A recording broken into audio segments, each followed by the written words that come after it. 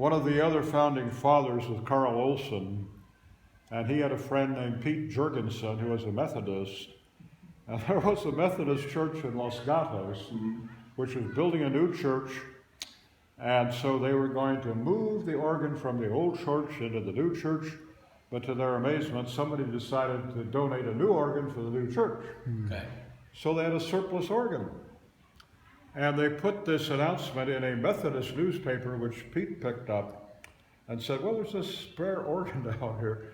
So I called up the pastor of this Methodist church in Los Gatos and introduced myself and said, we're building a church, this is a Lutheran church in Palo Alto.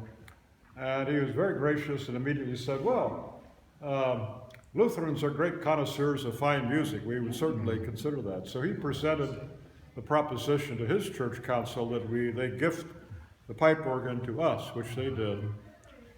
We went down, we got a crew together of about 8 people and disassembled it, which was some cautious task. And Pete Jurgensen was an organ expert, very, very important.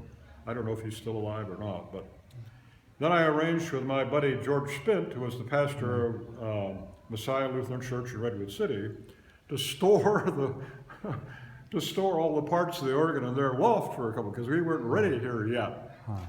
So it was stored in Redwood City for some time, and then when this was completed, we brought all the pieces and miraculously got the whole thing put back together and operational. And of course, as you well know, Erlene Edberg was the historic from the very beginning. She was one of the founding mothers, I guess you'd say, of the community as well.